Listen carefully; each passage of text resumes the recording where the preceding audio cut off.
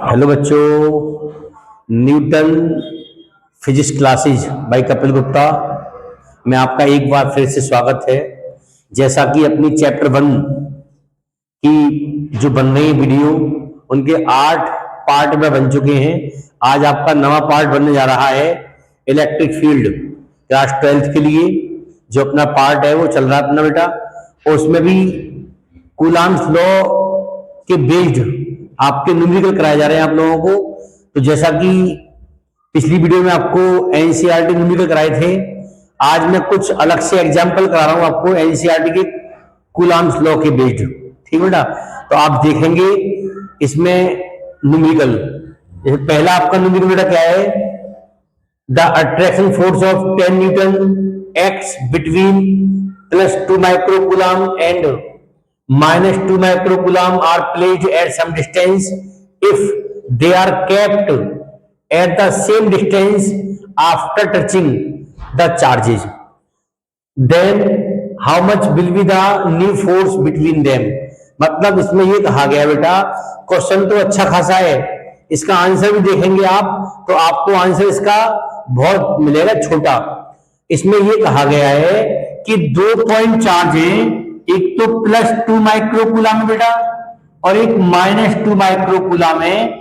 ये दो चार्ज हैं आपके, ये कुछ डिस्टेंस पे रखे हुए हैं। सपोज करो ये डिस्टेंस अपनी r है, ठीक है। अब क्या किया, ये दो जो चार्ज थे इस समय इनके बीच जो लगा हुआ है फोर्स, अट्रैक्शन फोर्स लगा हुआ है, अट्रैक्शन फोर्स लगा हुआ है कितने न्यूटन का बेटा? 10 न्यूटन का फोर्स लगा हुआ है, ठीक है।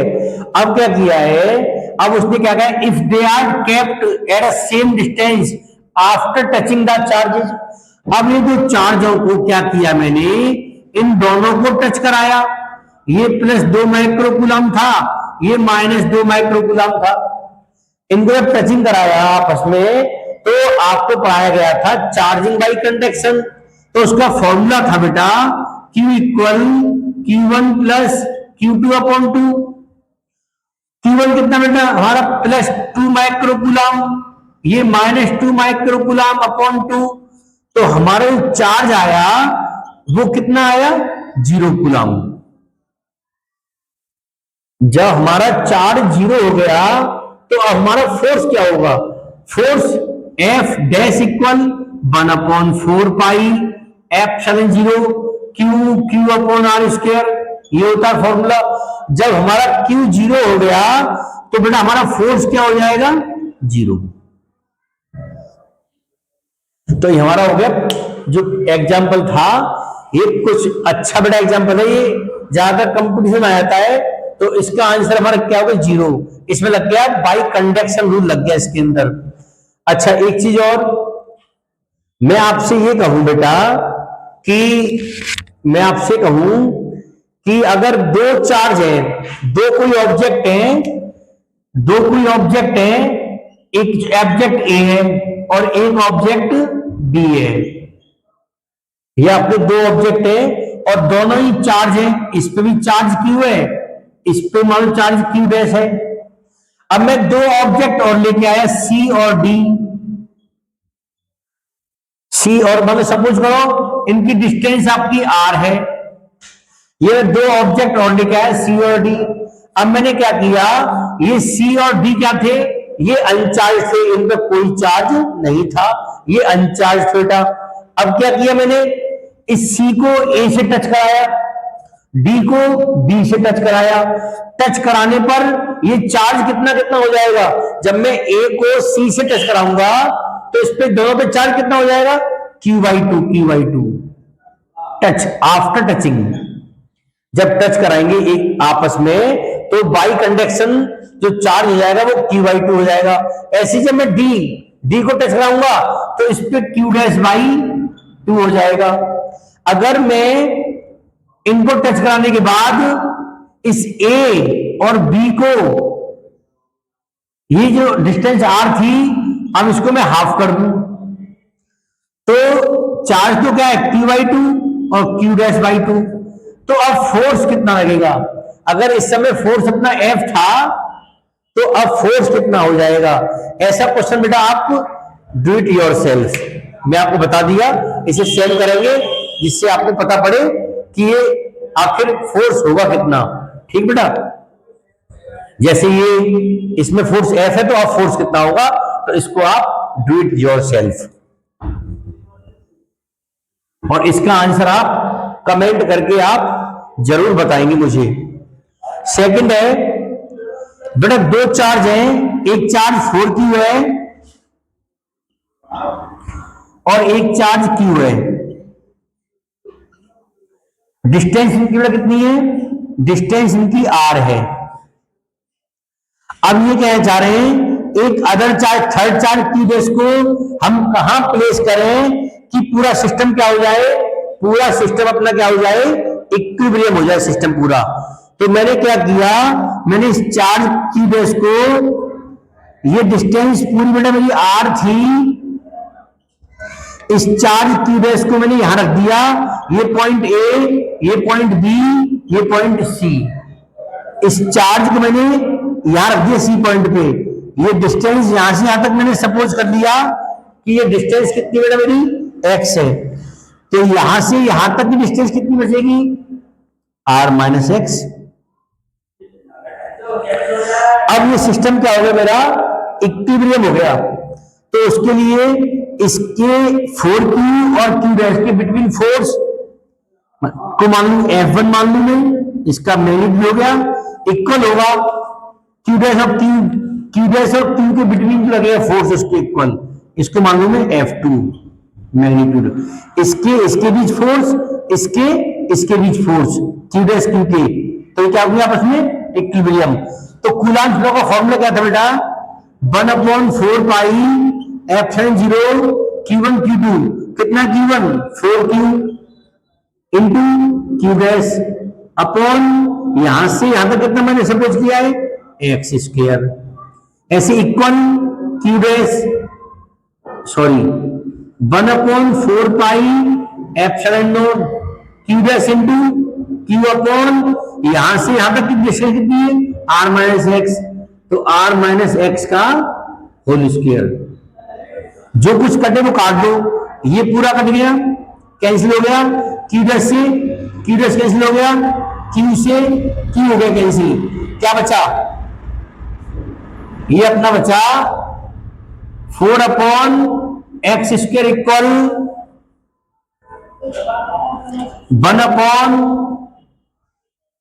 1/r माइनस एक्स का होल स्क्वायर। अब आप क्या ले लो, बोथ साइड लो आप रूट स्क्वायर, तो 4 का क्या होगा 2x स्क्वायर का x, 1 का 1 इसका r माइनस एक्स। अब इसमें कर दो आप क्रॉस मल्टीप्लाई, तो क्या होगा 2r minus 2x equal x, तो 2r इक्वल क्या होगा बेटा हमारा 3x, 2x पहुंच गया घर 3x, हमें फाइंड करना है x, तो x इक्वल क्या हो जाएगा 2r/3, तो 2r/3 डिस्टेंस पे बेटा क्या हो जाएगा हमारा इक्विलिब्रियम हो जाएगा। दूसरा उसने फिर आगे क्या कहा है, and find the value of q dash, ये जो q डैश है इसकी वैल्यू निकालनी है आपको, और इसका नेचर कैसा होगा, इसका नेचर, इसकी प्रकृति कैसी होगी ये भी बताना है आपको। तो क्या जब बेटा, और किस पोजीशन में, इक्विलिब्रियम पोजीशन में, तो उस समय क्या होगा, उस समय होगा हमारा F1 plus F2 equal 0। Second part q dash के लिए, तो पहले निकालेंगे force between 4q and q, तो 4q और q के बीच फोर्स बेटा क्या होगा 1/4 pi epsilon not 4q into q upon यहां से यहां तक डिस्टेंस में क्या है r स्क्वायर। अब प्लस, अब फोर्स बिटवीन ये और ये 4q एंड q डैश, तो plus 1/4 pi epsilon not 4q into q dash upon यहां से यहां में कितना x, तो x स्क्वायर, या फोर्स बिटवीन ये और ये और ये Q dash into Q upon यहां से यहां तक डिस्टेंस कितनी है आर माइनस एक्स और उसका क्या है होल स्क्वायर। तो 4q into q 4q into q और क्यू डैश इंटू क्यू। ठीक ओके। तो क्यू से बेटा 8q क्या हो गया कैंसिल इक्वल 0 है ये या स्क्वायर से कर लो इक्वल माइनस लगा लो यहां पे तो प्लस है ये माइनस कर लो। तो क्यू से 8q कैंसिल हो गया और इससे ये कैंसिल हो गया तो क्या बचेगा 4q upon r square equal q dash upon r minus x का होल स्क्वायर माइनस का। अब r 4q upon r square equal minus q dash upon r minus x कितना बड़ा बना गया 2r अपॉन 3 तो 2r अपॉन 3 का क्या स्क्वायर हो जाएगा 3 बन जाए 3 और 3 में 2 गए तो 1 तो हमारा हो जाएगा 4q upon r square equal minus q dash upon r square upon 9 r square से आर स्क्वायर 9 के ऊपर ले जाएंगे तो हमारा हो जाएगा ये 4q equal minus 9q dash तो q डैश इक्वल बेटा क्या आएगा हमारा 4q अपॉन 9। तो हमारी चार्ज की वैल्यू कितनी हो गई इस q डैश की वैल्यू हमारी वैल्यू हो गई 4q अपॉन 9 हो गई। तो ये हमारा आंसर हो गया और इसका नेचर कैसा है नेगेटिव। ठीक बेटा तो नेचर भी हमारा आ गया और q डैश की वैल्यू आ गई। उम्मीद करते हैं आपके ये न्यूमेरिकल समझ में आ गया होगा। ठीक बेटा अब अपना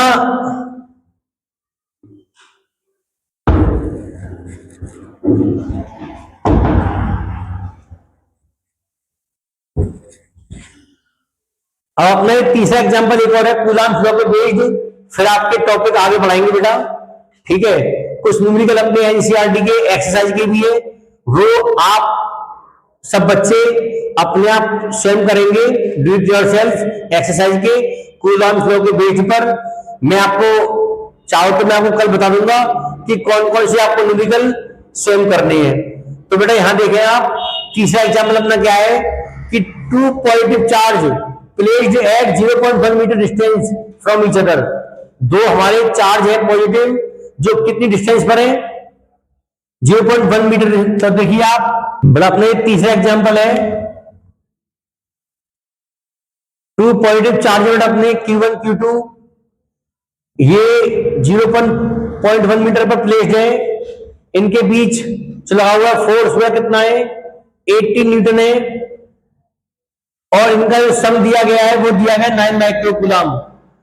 तो कूलाम फ्लो क्या कहता है F इक्वल 1/4 पाई F sin 0 Q1 Q2 upon R square. F कितना बड़ा मिला 18 न्यूटन।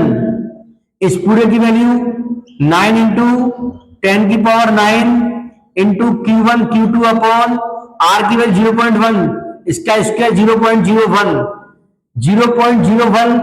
को हम कहते हैं 10 की पावर -2 10 की पावर -2 को ऊपर लेके आएंगे तो 10 की पावर +2 तो 18 इक्वल 9 इंटू 10 की पावर ये हो जाएगा 11 -2 ये +2 जाएगा 2 और 9 11 Q1 Q2। तो बेटा Q1 Q2 इक्वल क्या हो जाएगा 18 अपॉन 9 इंटू 10 की पावर 11 9 से काट देंगे 18 को कितने बार 2 बार। तो Q1 Q2 कितना आ गया 2 इंटू इसको लेके आओ ऊपर 10 की पावर -11 या कह सकते हैं Q1 Q2 इक्वल 20 इंटू 10 की पावर -12। एक हमने 0 प्लस कर 20 कर लिया इसको तो इतने ये हमारा क्या आ गया Q1 Q2 आ गया। हमें Q1 Q2 नहीं चाहिए हमें Q1 Q2 के मान चाहिए अलग अलग। तो एक होता है फॉर्मूला बेटा होता है Q1 माइनस Q2 का होल स्क्वायर इक्वल होता है Q1 प्लस Q2 का होल स्क्वायर -4 Q1 Q2। तो Q1 प्लस Q2 कितना बड़ा मेरे पास 9 माइक्रोकूलाम, इसको कह सकते हैं 9 इंटू 10⁻⁻6 कूलाम, इसका square minus 4 into Q1 Q2 कितना आ गया 20, तो 20 इंटू 10⁻⁻12, 9 का स्क्वायर 81 इंटू 10⁻⁻12 माइनस 24 जा 80 इंटू 10⁻⁻12, इसमें कॉमन क्या आ गया बेटा 10⁻12 कॉमन आ गया, 81 माइनस 80, तो कितना बचा ये 1 इंटू 10⁻⁻12, क्या Q1 माइनस Q2 का होल स्क्वायर, तो Q1 माइनस Q2 कितना हो जाएगा रूट 1 इंटू 10⁻12, जब इसका लेंगे रूट स्क्वायर तो आएगा 1 इंटू 10⁻6 या 1 माइक्रोकूलाम कह सकते हैं इसको। ये आ गया मेरा Q1 माइनस Q2, इसको कहते हैं इक्वेशन सेकंड। अब इक्वेशन फर्स्ट और सेकंड को हम क्या कर देंगे सॉल्व कर लेंगे, तो first equation Q1 plus Q2 equal 9 है, 9 माइक्रोकूलाम, और Q1 माइनस Q2 इक्वल कितना आ गया 1 माइक्रोकूलाम, तो इससे क्या हो गया कैंसिल हो गया, Q1 Q2 कितना Q1 2Q1 इक्वल 10 माइक्रोकूलाम, तो Q1 आ जाएगा 5 माइक्रोकूलाम, तो Q1 आ गया 5 और दोनों का सम कितना है 9, तो जब एक 5 आ गया तो दूसरा कितना हो जाएगा 4, तो Q2 इक्वल 9 माइनस Q1 5, तो Q2 बारह हो जाएगा 4 माइक्रोकूलाम। तो बेटा हमारे ये हो गए एनसीईआरटी के क्वेश्चन हो गए बेटा हमारे बेस्ड ऑन कूलाम्स लॉ। अब ये अपने जो पार्ट था 9 पार्ट और 8 पार्ट में जो अपने केवल न्यूमेरिकल बेस्ड क्वेश्चन आपको कराए गए, अब जो आपका पार्ट आएगा 10 उसमें आपको पढ़ाई जाएगी इलेक्ट्रिक फील्ड इंटेंसिटी, अपना टॉपिक चेंज हो जाएगा, अब अपना इलेक्ट्रिक फील्ड चलेगा चैप्टर, ठीक है। तो ये वीडियो आप अच्छे देखेंगे आशा करते हैं आपसे, चैनल को आप सब्सक्राइब करेंगे, बेल आइकन प्रेस करेंगे, आगे अपने मित्रों को फ्रेंडों को शेयर करेंगे, ताकि अपना मिशन 100 जो क्लास 12th है अपनी, जब अपन लोग क्लास जो बच्चे 11th से 12th में आए हैं, अपना मिशन क्या है मिशन 100, मतलब हमें अपने बोर्ड एग्जाम में फिजिक्स में नंबर लाने 100 में से 100, वो कैसे लाए उसके लिए बेटा आपको मेरा YouTube चैनल देखना होगा, अच्छे देखेंगे। धन्यवाद।